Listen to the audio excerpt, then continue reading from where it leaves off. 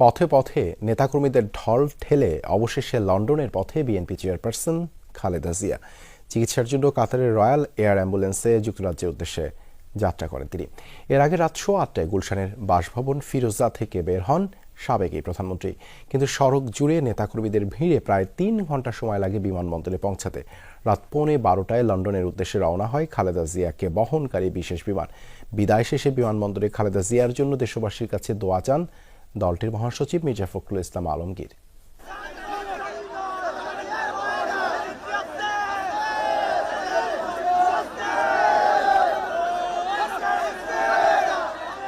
আপোষ করেননি তিনি, তাই তো দলের নেতাকর্মীরা প্রিয় নেত্রীকে আপোষহীন বলেই সম্বোধন করেন।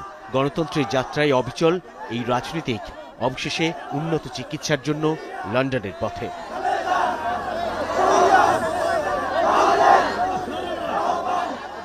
শেষ কবে এমন নেতাকর্মীদের বিপুল উপস্থিতি ঘিরে রেখেছিল বিএনপি চেয়ারপারসন খালেদা জিয়াকে?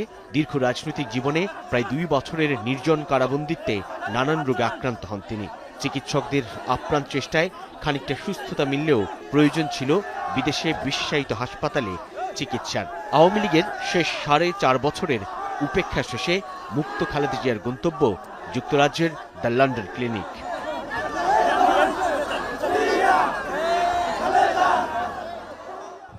জনপ্রিয় নেত্রী দেশনেত্রী বেগম খালেদা জিয়াকে মিথ্যা মামলায় সাজা দিয়ে 6 বছর তাকে আটক করে রাখা হয়েছিল।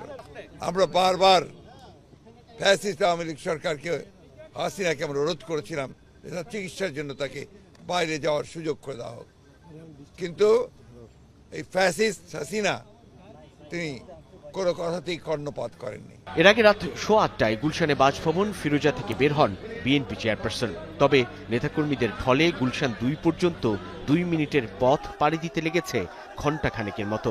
এ যেন অন্যরকম ভালোবাসা, শ্রদ্ধা আর আবেগের বহিঃপ্রকাশ। প্রিয় নেত্রীকে শুভকামনা আর এক নজর দেখতেই এই উপচে পড়া ভিড়।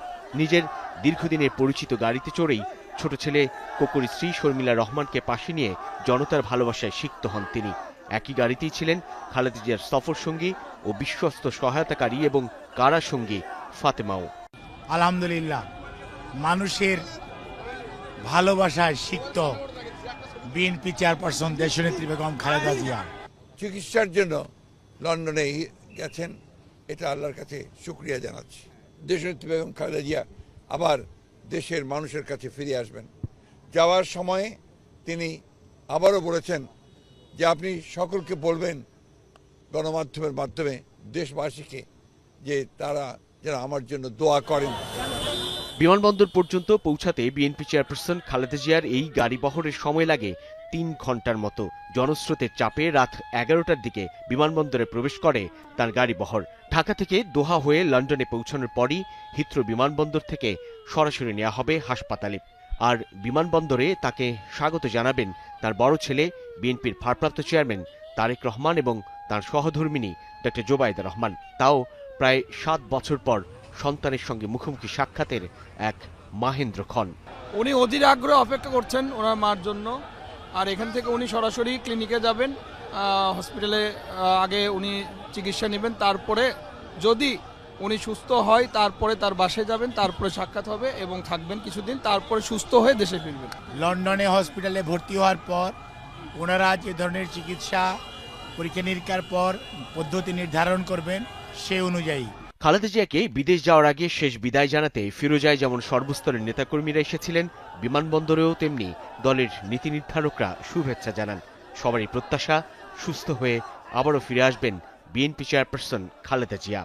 পতিত আওয়ামী সরকারের প্রায় 4.5 বছরের উপেক্ষা, নেতাকর্মীদের দীর্ঘদিনের অপেক্ষা শেষে অবশেষে সব জল্পনা কল্পনার অবসান ঘটিয়ে বিএনপি চেয়ারপারসন বেগম খালেদা জিয়া বিদেশে যাচ্ছেন উন্নত চিকিৎসার জন্য। সুস্থ হয়ে আবারও দেশে ফিরবেন তিনি এবং বিএনপি কেবল নয়, গোটা দেশের রাজনীতির অভিভাবক হিসেবে দায়িত্ব পালন করবেন এমন প্রত্যাশা সর্বস্তরের। সাইফুদ্দিন রবিন, যমুনা নিউজ, ঢাকা।